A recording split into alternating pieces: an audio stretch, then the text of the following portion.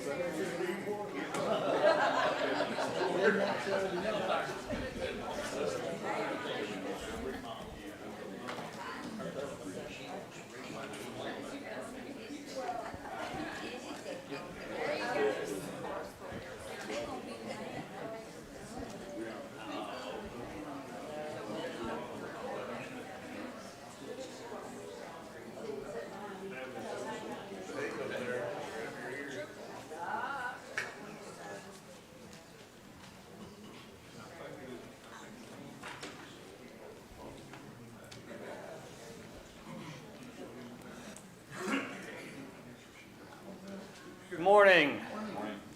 How's everyone doing this morning? That's wonderful. All right. A lot of people aren't morning people. I'm definitely a morning person, and it really annoys a lot of people. But anyhow, all right, we are in Exodus we're going to start chapter 7. And my goal, so this is actually a study of Moses. You may or may not have picked up on that. It's actually a study of Moses, to do a character study. In the first part, we talked about a lot of different things, kind of really hone in on Moses and some of the things that he struggled with. Now we are going into the plagues. Chapter 7, we see Aaron doing all the physical things, but I still get the impression that God is talking to Moses. Moses then tells Aaron, and Aaron does it. So Moses, I see him as being developed, as he's slowly coming into it, and we're going to see this as our study progresses, how Moses goes from this fear, and all of his objections, it was basically based off of fear. And as he transitions, I almost see as God mentoring Moses as being a leader. And it's an interesting concept here. So right now, Moses is still very unsure of himself, but as we will look, my goal is to get to chapter 11 today. Yes. So I think it's doable. And so sometimes time is irrelevant to me, you think, oh, I've got this, and then you realize it's Thursday. And you're like, oh, I don't have this. That's the way it was the other day. I guess my class ends, last day of March or February. So I thought I better hurry up. So the plan is to cover the plagues today, get up to chapter 11, stop there, talk about the Exodus, and then the grumbling of the people and how they grumbled and complained, and nothing went, Moses was leading them, and everything he tried to do, the people just fought him on that, and then the actual end of the book. That's my plan. We shall see. So chapter 7, here we have Moses and Aaron going to Pharaoh to convince him to release the people, but each time his heart is hardened. Verses 1 through 6 tells the reader that God reminded Moses and Aaron that he'll remind them what happened. And it's interesting, as we read this, and I may not point it out, but, as I'm talking, sometimes, you're reading, But God told Moses, and he's going to tell Pharaoh, hey, this is what's going to happen. I'm going to do a plague, and this is what's going to happen. And I find it interesting that God continues to remind Aaron and Moses and Pharaoh, this is what's going to happen. And it happens. He also reassures Moses and Aaron that he's in control. God is in control. It's all going to be taken care of. And not only that, but he reminds Moses that Pharaoh sees you as a god. Okay? He doesn't see you as equal to him, but he sees you as a god. And Aaron is your prophet. Some believe that these events took over a year. It was a long series of time. So when we read it, it's hard to really get a time frame here. But to think that, some of these plagues, like the frogs, may have lasted a lot longer than we might think. We don't know. But I want you to think about this. Now, how many of y'all like frogs? Yeah. Frog legs. Frog legs, right. And I thought about this. If the plague of the frogs happened in France, there'd be a different response, right? It'd be like a barbecue in Texas. All right. So, verse 7. Let's go and read verse 7 of chapter 7. And Moses was 80 years old, and Aaron 83 years old when they spoke to Pharaoh. So this is an interesting verse, and I want to point out, because we learn a couple things. First, we learn the age of the two men. We learn that Aaron is 3 years older than his brother. So you have the younger brother and the older brother working together, and they are in the tribe of Levi. So you have Levites who are leading the people, and there is going to be a transition here, and we talked about that in chapter 6 about God is really starting to establish the Levitical priesthood here through Aaron and Moses. And then verse 8 through 13 is the account when Moses goes to Pharaoh to perform his first miracle. Now, we kind of talked about this a little bit. Pharaoh's sorcerers, they also threw their staff on the ground. So Aaron threw his staff on the ground, it turned to a snake. The sorcerers, they also threw their snake on the ground, and it turned into a snake. And we have this magnificent event here. I wish I was there. That would have been something to see. Now, if you notice that the text tells us that there are sorcerers, magicians, and where's the third one at? There's a third one. Anyhow, so in these men here, the sorcerers are those who mutter these magical formulas, If anyone who's a Harry Potter fan, I think about Harry Potter, I don't know. And so the magicians are those who they study this occult, and they study this stuff, and it's written down in sacred books, and even Pharaoh has access to this. So Pharaoh was probably really familiar with some of this. Some believe that Pharaoh also had the ability to do these occultic things. So he wasn't really impressed by what was going on. And as we see that his men were able to perform this also. Before we go any further, let's go ahead and turn to 2 Timothy. 2 Timothy chapter 3.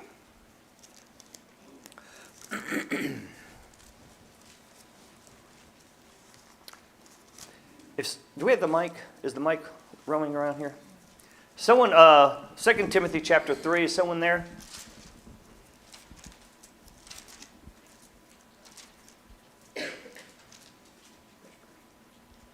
Okay. You got it, Mark? 2 Timothy chapter 3, verses 2 through 8.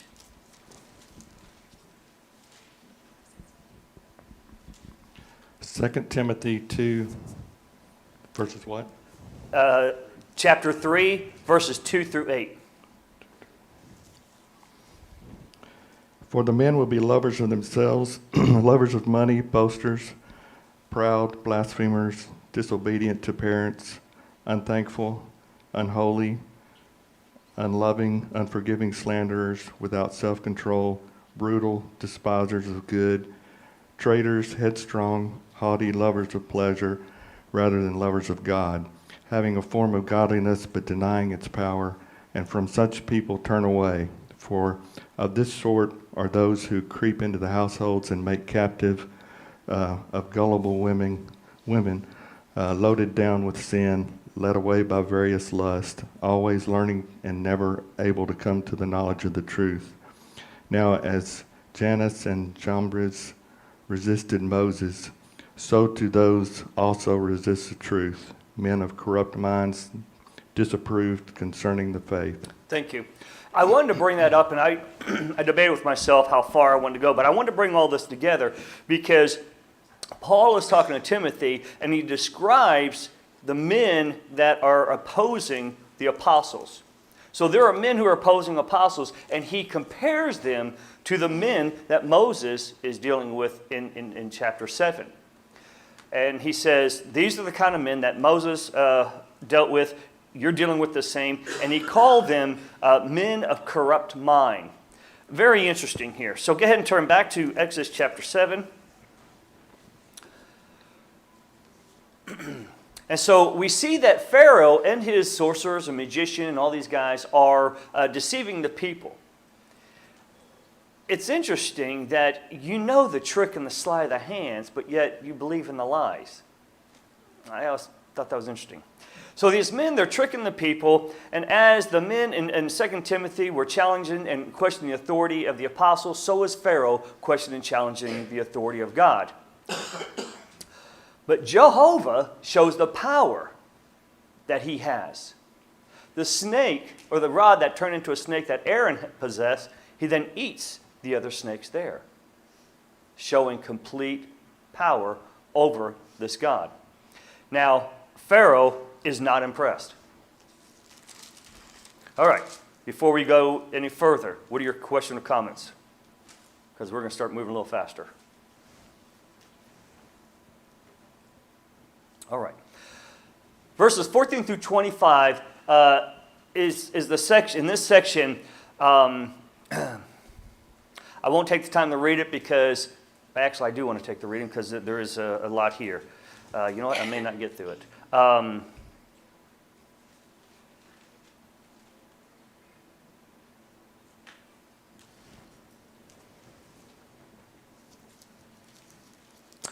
Okay, this is the account where he asks, we're not going to take the time, but I just realized how far I want to go and what I need to do.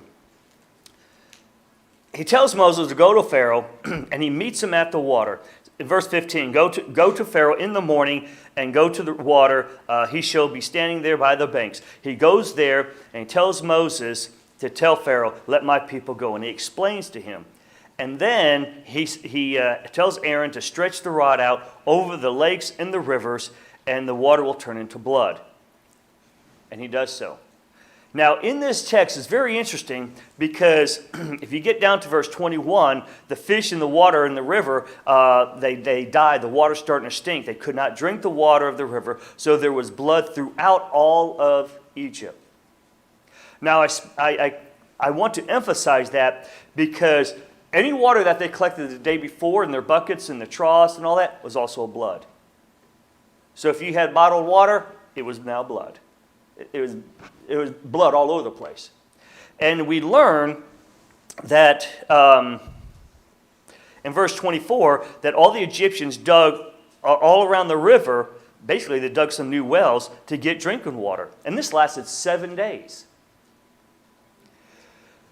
But then, in verse 22, the magicians of Egypt did so with their enchantments, and Pharaoh's heart grew hard, and he did not heed them. So it probably took them 7 days just to find some clean water.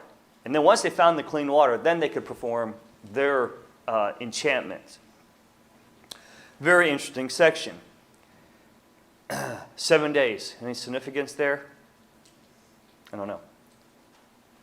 Here's a question to ponder. If the magicians were so clever and so wise and their gods were there, why didn't they just turn the water back? You know, I keep asking myself that same question. Like the flies. Well, if you didn't want the flies there, why don't you just get rid of them? If you didn't want the frogs, why'd you create more frogs? I don't know.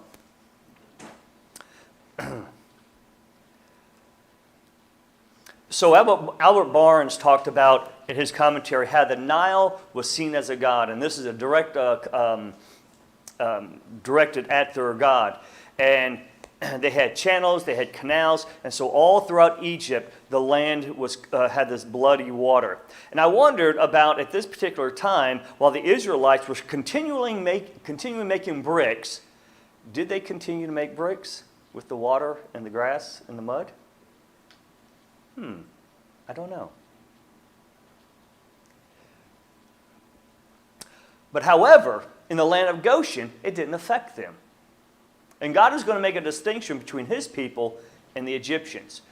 It is not, they don't really know where Goshen is, but it is believed that the people of Israel were at least 40 miles away from the plagues as they occurred. And in that area where they think Goshen is, there's actually 2 or 3 different bodies of water. They were close to the Mediterranean Sea. So it didn't affect them at all. So now we're going to transition into chapter 8. And as we move into chapter 8, I want to go ahead and talk about the gods, or the Egyptian pagan gods, and who they are, and what each plague meant about them. So the first plague was the attack on the Egyptian water source, the god of their water, the Nile, Hepi. For 7 days, the water throughout the land was unusable. Chapter 7, verse 25, you couldn't drink it. Chapter 8, verse 11 tells us that the remaining, chapter 8 through 11 and the remaining plagues, each one of them was directed at a particular god. Not only was it directed to them, but it also got worse as it went along. And the people started suffering more and more and more as it went along. However, the children of Israel, chapter 11, verse 7 tells us, but against none of the children of Israel shall a dog move its tongue against man or beast, that you may know that the Lord does make a difference between the Egyptians and the Israelites. So in chapter 11, he makes this proclamation, and it's really about the time when the firstborn are going to be killed, that God says not even a dog is going to move its tongue against the Israelites. What he is basically saying is that it's going to be so calm and so quiet in Goshen, where my people are, that not a dog is going to bark. It's going to be so quiet. But yet over in Egypt, there's going to be wailing and screaming and crying. So we'll get to chapter 11 here in a little bit. So chapter 8 starts off by the Lord telling Moses to go to Pharaoh, and he says, let my people go. If you do not, the river shall bring forth frogs abundantly. Now, the scripture tells us that Aaron stretched out his hand over the river and the ponds and came forth all these frogs. They were in their house, verses 3 through 4. They were in their house, they were in their bed, they were in their ovens, they were in the cooking utensils, they were everywhere. Now, I thought about that. In Indiana, I had an old farmhouse. It was built in the late 1800s. And we had a lot of mice because we had a lot of fields. And we had spiders. And, it was just a common battle. So I remember one day, I'm in bed, it was cold, and I felt something crawling on my head. And I got up and I threw it off, and it was a big spider, I think about these people, you're getting ready to go to bed, and you see a little lump in your bed. You're like, what is that? And you pull back the cover, and there's a big old frog. Oh, my goodness, So the frogs are in the land. They're all over. In verse 8, Pharaoh calls Moses, and he says to Moses, call on the Lord to take these frogs away. And I find it interesting that in verse 7, he tells the magician, they also bring forth frogs. Again, why? Why bring more frogs? Just get rid of the ones we have to prove that you are, all that. But it is only Jehovah that can take the frogs away. So the frogs die in verse 14, and they pile them up in heaps. Now, I don't know if you've seen a pile of dead animals. When I was a drill sergeant, we had to march our soldiers to a concert, all right, to release their stress. And they could buy as much pizza as they wanted to. So if you can imagine almost 3,000 18 to 25-year-old men with a pocket full of money buying pizza. Man, I am serious. There are pizza boxes stacked up taller than me all over this field. And there's this concert going on, and the privates are just buck wild. And they were throwing up because they would order a 14-inch pizza, eat the whole thing themselves, and throw it back up. That's the imagery I have of these frogs. All right? It was hot in Georgia, and the stank. And so now these frogs are heaped up in this big old pile. The goddess that is represented here is a goddess that actually had a frog's head in some pictures. It's the goddess of fertility and water renewal. And her name was Hecate. Pharaoh's heart was hard in verse 15. So as God drove the frogs away, once again, Pharaoh's heart became hard. So Aaron and Moses stretched out their hand at the rod and struck the dust of the ground. In verse 16. When they struck the land and the dust, lice started coming out and started getting on the people, started going everywhere. The Egyptian god is represented here, Gad, the god of the earth. And as these lice are coming around, the magicians could not reproduce this. Why would you want to reproduce this is my question. But they could not reproduce it. And then if you look at verse 19, they go to Pharaoh and they said, "This is the finger of God." But Pharaoh's heart grew harder. Then Jehovah tells Moses to rise early one morning and stand before Pharaoh as he comes out to the water. And this is the second time he's coming to the water, probably to worship his God. And he says, "Tell Pharaoh to let my people go." Pharaoh is told in verse 21 that if he does not allow God's people to go, then the house of Egypt will be full of flies. Now, I hate flies. I hate them with a passion. Okay? And I remember every year we would get a swarm of horse flies around our property. I had some time to kill, and so I sat around and I killed 37 horse flies, and there were still more coming. I gave up. So I hate flies. So he tells them that there's going to be a swarm of flies that's coming to the people, and they'll come around. If you notice verse 22, "I will set apart the land of Goshen in which my people dwell, that no swarms of flies shall be there, in order that you may know that I am the Lord in the midst of the land." And in verse 23, "I will make a difference between my people and your people." The God here that is being humiliated is the name is Khepri. This God was also depicted as having a fly's head and is the God of creation, movement, and the sun and rebirth. That seems pretty diverse for a God, doesn't it? I mean, it's not like, Jehovah is pretty diverse too, but, you're the only God of creation, movement of the sun, and then rebirth.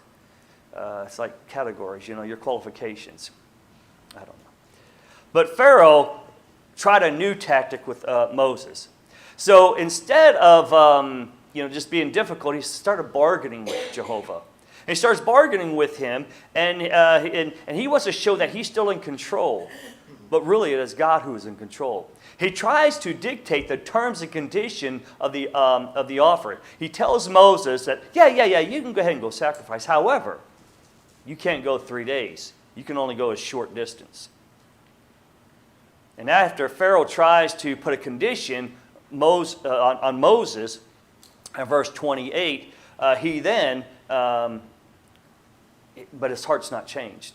His heart's not changed. So Moses does what God had asked him. Pharaoh asked if the flies could be taken away. He bargains with them, and then he goes. Moses then goes to God, and God removes the flies. And I wonder at any point in time did Pharaoh ever talk to his magicians and say, hey guys, why don't you try to get rid of these flies and get rid of this stuff? So now that brings us to chapter 9, verse 1. The Lord said to Moses, go to Pharaoh and tell him to let my people go. If you refuse, Jehovah will curse your cattle. Now the God of love and protection was known as Hathor, and she was known to have the head of a cow. This plague would not only kill their cows, but also their donkeys, camels, oxen, and sheep. The plague affected the Egyptians by creating a huge economic disaster. An area in the areas of food, transportation, military supplies, farming, economical goods, and products with their livestock. I mean, it was all over, much like COVID did with our semi-drivers. So once again, Moses asked Pharaoh to intercede with God on his behalf. Then he changed his mind. So all the livestock is dying. In verse 8 of chapter 9, so the Lord said to Moses and Aaron, take a handful of ash from a furnace and let Moses scatter it through the heavens. And he does that. Now, as he does that, as the dust goes throughout the land, boils start to appear on men and beast. So now the people are really starting to feel the effect of God in Pharaoh's disobedience. The goddess of medicine and peace was known as Isis. The plagues caused all the people in the land, even the magicians, to be impure. The priests themselves could not perform a ceremony of purification because they themselves were unclean. And in verse 13, the Lord said to Moses to rise early in the morning and stand before Pharaoh and once again say to him, let my people go. If you do not let my people go, then I'm going to rain down hail from heaven. So Pharaoh really cannot have guidance here because his magicians are unclean. And the text tells us that they could not even stand before Moses, verse 11 of chapter 9. And so now, not only does he have these boils, but now God is going to cause this hail to come down on the people. So the hailstorm comes, and as it comes, it's destroying the land. Now, if you read this section here, God actually tells Pharaoh, bring in your livestock and bring in your people. Anyone left outside is probably going to be killed by this hailstorm. It's going to be that bad. So as the hailstorm comes, if you look at the text, it says, the barley and the flax were destroyed, but not the wheat. We see how meticulous God was on this plague. And we see that, because I was thinking about this, that if the hailstorm came and it destroyed, what happened to the horses? Because they used the horses and the chariots to chase after the Israelites later on. So most likely the horses and the chariots were protected. And so he brings this hailstorm. It destroys the land. It's destroying the barley and the flaxseed.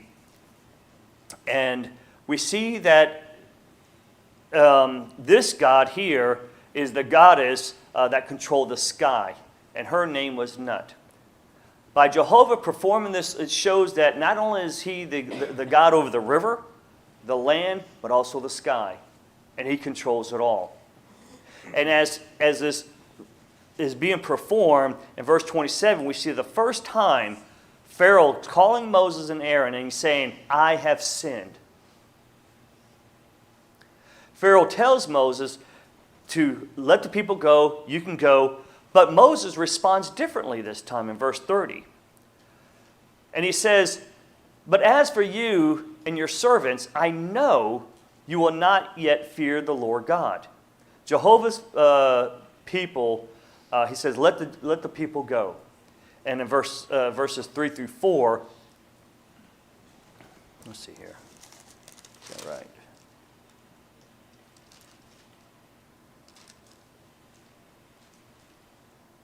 Okay.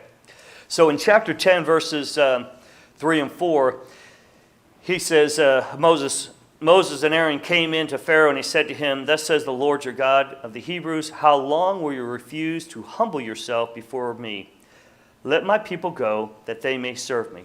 Or else, if you refuse to let my people go, behold, tomorrow I will bring locusts into your territory. So you had lice, you had the hailstorm, you had your cattle, and now there's going to be locusts. And we thought COVID was bad, with high gas prices and eggs, $7 a carton.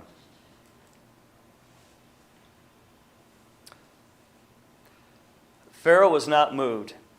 He did not know God. He did not recognize him.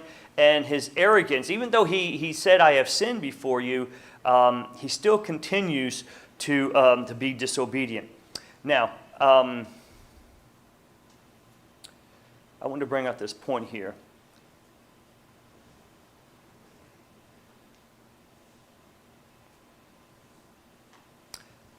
So, the God here that Jehovah is challenging is the God called Seth. He was the God of storms and disorder. Now, I want to go ahead and take a moment and look at, we talked about Pharaoh's heart being hardened. And I haven't made a comment yet. I was going to wait till here. He was always resistant to God. He did not know who Jehovah was. He did not recognize him. And if we'd go back to chapter 7, verse 23, we see that Pharaoh's heart was not moved by what happened in the Nile. He was not impressed. And in chapter 8, verse 32, we see that Pharaoh hardened his heart, and there was several other passages that says that. In this section here, in chapter 10, verse 1, now the Lord said to Moses, go to Pharaoh, for I have hardened his heart and the hearts of his servants. So here we have a very clear description of God hardening Pharaoh's heart. Now, if you think about this, not only was Pharaoh's heart hardened, but also that of his servants. In chapter 9, verse 34 shows that Pharaoh was not alone in his refusing. It was also his magicians and his wise men and all that. So God is going to show that God is hardening Pharaoh's heart and his servants, because he wants to show, and the text really doesn't tell us this, but the text tells us that he wants to show Pharaoh who is boss, but I think he's also trying to establish something with the Israelites.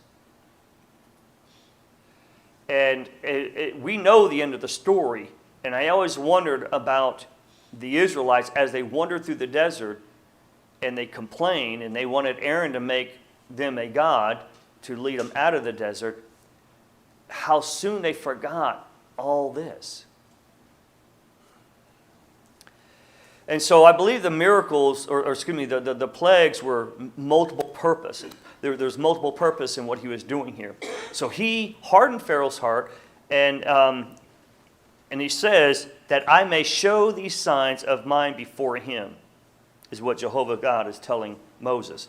So as he's going to show him, God hardened his heart. Now this is the 8th plague that we're going to look at. And it is regarded to the God of Seth, the storms and disorder. Pharaoh is told in verse 4 through 6. So Pharaoh is told in verses 4 through 6 what's going to happen. And then in verse 7, we see that the servants of Pharaoh give him some good advice. In verse 7, we see that the servant said to him, how long shall this man be a snare to us? Let the man go, that they may serve the Lord their God, and do you not yet know that Egypt is destroyed? So Moses and Aaron were brought again before Pharaoh, and he said to them, go serve the Lord your God, who are the ones, and then he asked, who are the ones going with you? So again, Pharaoh is trying to be in control, and he wants to be in control. So he asked him, so who's going with you? You know, when you're leaving, who's going to go with you?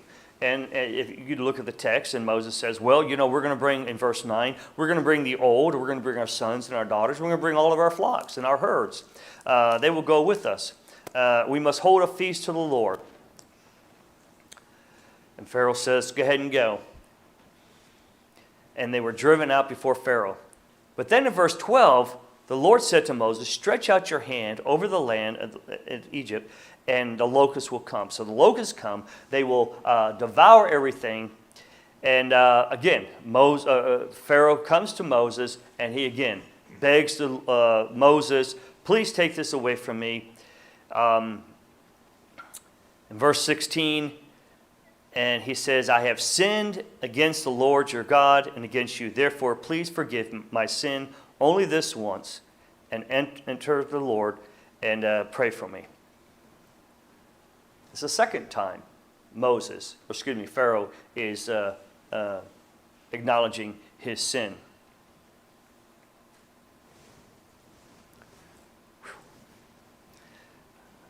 Doing a lot better than I thought.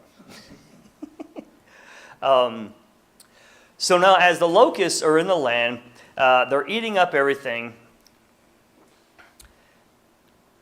And then we come to the darkness. And as we come to the darkness, God tells Moses to stretch out his hand, and the darkness covers all over the land. Now,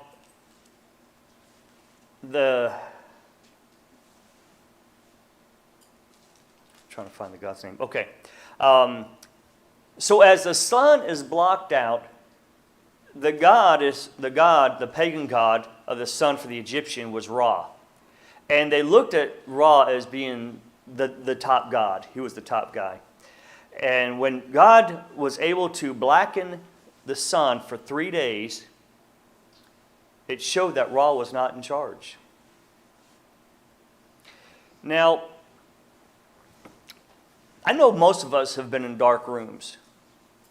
But I remember when we would take little nature hikes at Fort Benning, Georgia. And it was very thick. The brush was very, very thick. And back in the day, we had a band around our Kevlars. And on the flip side of the band were two, we called them cat eyes, were two reflected little pieces of reflected strip of material. And before you walked out, you took your flashlight with the white lens and you illuminated those reflected strips. Then you flip them over. So when you went out, and as you were doing your patrols, you'd flip them back. And so all you saw in front of you were these two little cat eyes. And you walked like that. And that's how they did it in Vietnam. You walked like that. And if you lost sight of those little cat eyes, well, now you're the lead person. And you better know where you're going, because then you're going to misguide the remaining of the troops. And I remember walking through, you wouldn't think Texas would be so dark, but there's parts of Texas that's very dark. And I remember walking, and I started losing sight of those cat eyes in front of me. Well, I had to walk a little faster. Well, when I walked a little faster, guess what? The person behind me lost sight of the cat eyes. And so forth and so on. So we started getting this accordion effect. And I remember this passage. And I remember holding my hand up in front of my eyes, seeing what I could see. You know, I was really intrigued by this. But that's what I remember, is that without those cat eyes, I could not see anything around me. As a Bradley driver, I was limited to a view of this big. And I've got this $1 million vehicle, and I'm driving through a little hatch. That's all I could see. And I did this for hours. And when we got done, Sergeant Boa said, we were talking about the route, and he was very clear on his directions. He said, Levasseur, don't go left. Just continue straight. Hug your right side. So I was like, okay. You know, I could not see anything, but those little cat eyes in the vehicle in front of me. And he told me, he said, when we were going around this corner, and I told you to hug your right side, there was a cliff to our left, you know, and I had 8 men in the vehicle with me. All right, we got someone over here. And so I had to listen, you know, and follow his instructions. And, you know, I think about the darkness that these people endured. It was so thick, and the scripture tells us that it was very thick. And for 3 days, people didn't move. They just sat around, they didn't do anything. When it's that dark, you don't want to take the chance. Wes? Hey, you're doing an excellent job. I'm enjoying the class, Paul. I wanted to see what you thought about this. This is out of my Defending the Faith study Bible that Apologetics Press puts out. You know, we've talked a lot about God hardened Pharaoh's heart. And it says here, in the sense, God did do that in that he provided the circumstances and the occasion for Pharaoh to make a decision. It also goes on to say that Pharaoh made up his own mind to resist God's demands. He stubbornly refused to comply. And I think that's very insightful for us to think about as we go throughout this study. Pharaoh had a choice. And as we see over and over and over, he's just stubborn. It looked like at one point he was maybe thinking about changing, but as we know, godly sorrow produces repentance. And we never saw any of that in Pharaoh. You know, I appreciate that. True repentance is a change of character. And sometimes the character takes a while to change. Knowledge not applied is knowledge not learned. There's a lot of things that we know, but if we don't apply it, do we actually know it?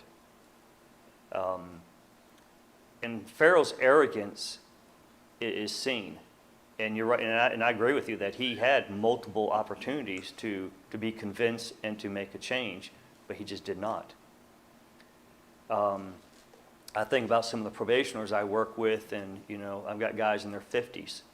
And one guy told me, he said, it wasn't until I spent 6 years in prison, went to Safe P, and was on drug court, that I was like, okay, I need to make some changes in my life. But man, the things that he went through because of his arrogance and his whole behavior.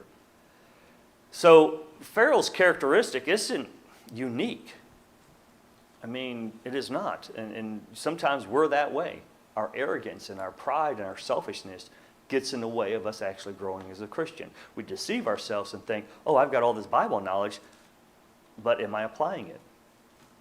And knowledge not applied is knowledge not learned. And I keep thinking about Paul and some of the apostles. The song, "It Is Well With My Soul," is very difficult sometimes for me to sing. Because if I was asked to do what Paul or Peter or Timothy or any of them did, or even Moses, would it be well with my soul? Man, that really takes a maturity level that I don't know if I'm there or not. You know, I don't know. Will I stand before an accuser, stand firm, knowing that they're probably going to kill me? Now we can say, oh yes, yes, yes, yes. But pain is real. And if Alex and I are standing there and he says, no, I'm going to stand for the faith. My God has never denied me, and he's always been there for me. And they chop his head off. And look to me, Paul, deny Jesus Christ. So the thing that really gets a lot of people is, in order to be strong and powerful, we have to be humble and meek. And, you know, especially for a guy, sometimes that's hard. You know, you're supposed to defend your family and be that warrior and be that person, but yet be humble and meek and loving and compassionate and tender-hearted and all that other stuff that sometimes us men find hard to do. Any other thoughts before we... Bill?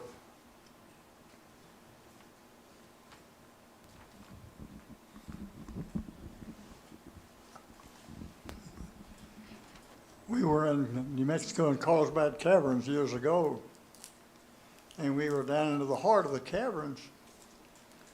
And so his loudspeaker came on and told everybody to stand perfectly still, do not move, because they were going to turn out the lights. And you were in the heart of that cavern where there's no light except what lights were on. And they said do that because it would be this way for about 10 or 15 minutes. And they turned out the lights. And you don't know what dark is. But I understand now what the Lord was saying. It was so dark that you could feel it. And you could actually feel the darkness down in that cave. I mean, it was dark. And I can see why nobody moved, because you could not see anything. You couldn't even see the hand in front of your face. You could see nothing. That's dark. It is dark. Yes, sir. In verse 28, the darkness was there. And in verse 28, Pharaoh is so upset with Moses that he says, "Get away from me, take heed of yourself, and see my face no more. For in the day you see my face, you shall die." So that darkness really had an effect on him. But you see, God, we're going to see in chapter 11, God is not done with Pharaoh yet. He's got one more plague. And a lot of symbolism in this whole story with the 7 days and the 3 days and the firstborn dying. So next week we will start on chapter 11. We're going to talk about the Exodus and the last pagan god that God is going to show that he has authority over. So thank you so much for your comments.